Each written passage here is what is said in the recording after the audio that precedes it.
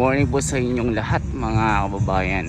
Ito tayo sa natawag na Dolomite Beach at opening. At makikita nyo may mga payong pa dito. At nag-uumpisa ng dinadagsa ng mga kababayan natin. Although maaga pa, alas 10 pa lang mga kababayan. At balita pupunta si Tatay Digong at sa payong na ito dito sisilong. Diba? O diba? Sarap tumumbay dito. At sabi ko sa inyo, ang daming media na naman mga kababayan. Yung nandito naman yan yung mga tapat na mamamahayag. Yung may red, may puti at black. Kilalang kilala nyo yan mga kababayan. Number 1 na nabigyan ng award. Hulaan nyo po, ang ganda oh.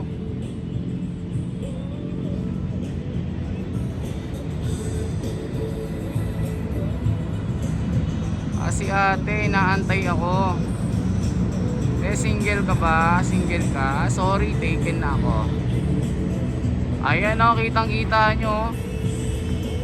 Wow, hinapatan pa ng haring araw.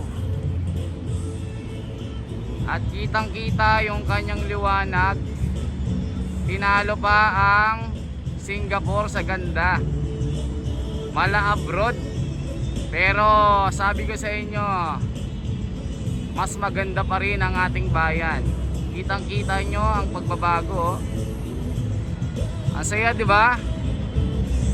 Lalo na pag pinaliparan ko ito ng eroplano, tapos na. Kitang kita na ang mapang-akit na ganda.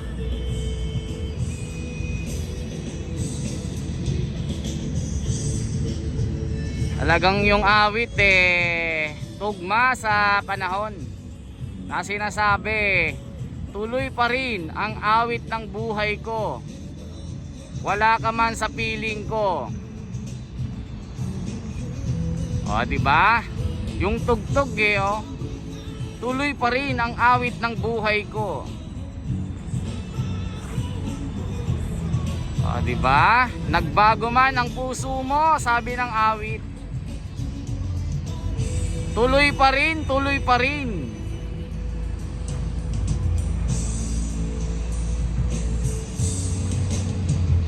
Ang ganda mga kababayan. Kita nyo ang mga payong kulay blue.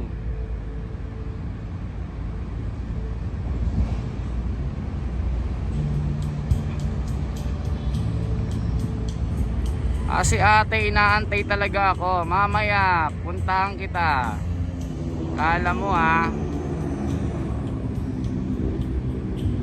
Ayan, kinukunan ako ng video ni ate.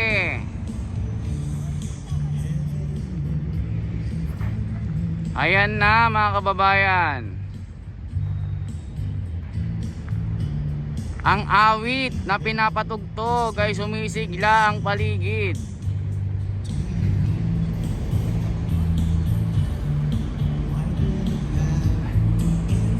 So, tingin natin dito sa tubig.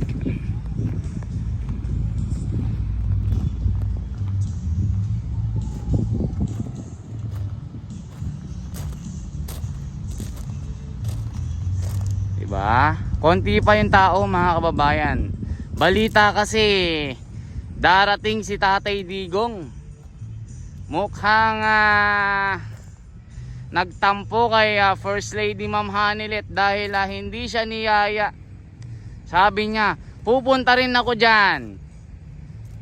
Kasama kita, ganon.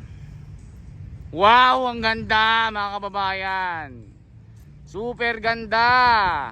Malaburakay na talaga, konting-konti na lang. 5% na lang mga kababayan. Next, Boracay na ng Maynila ito.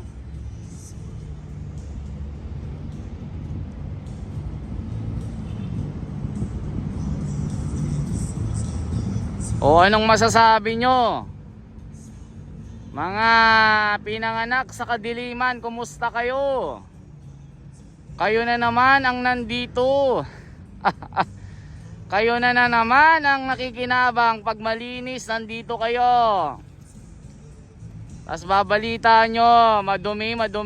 Wala ngang makitang dumi, oh. O, kita nyo, napakalinis. May nagtatakbuhang pang alimango, alimasag. Yung pawikan na unang dumive, di ko nakita. Buntot na lang, mga kababayan. Ang ganda naman dito, oh. Perfect in the summer, mga kababayan. Oh. Magsabi kayo ng katotohanan ngayon din. Ngayon din sa panahong ito, hindi kayo makakaligtas. Kitang-kita nyo, napakalinis. Low tide kasi, low tide. So ang mga barko nandyan, mga kababayan, yan yung mga tagapagdala ng mga buhangin. At kung makikita nyo doon, meron nang nakalutang na isla na tila island, na parang peninsula that's surrounded by water, mga kababayan. Nyog na lang, talagang islang-isla na yung kanyang anyo. Mag-comment kayo, mga viewers natin. Dito sa Esme TV ko, ipapakita ko lahat sa inyo ang mga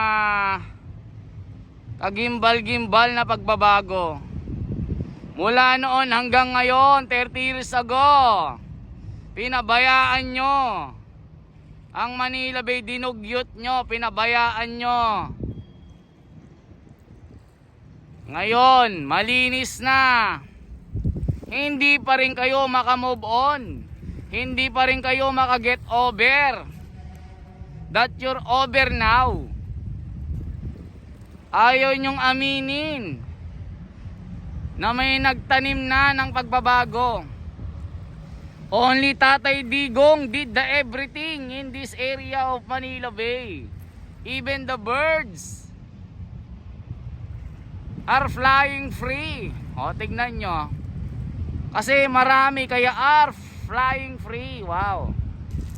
Ano, English subject na naman tayo. Are you listening?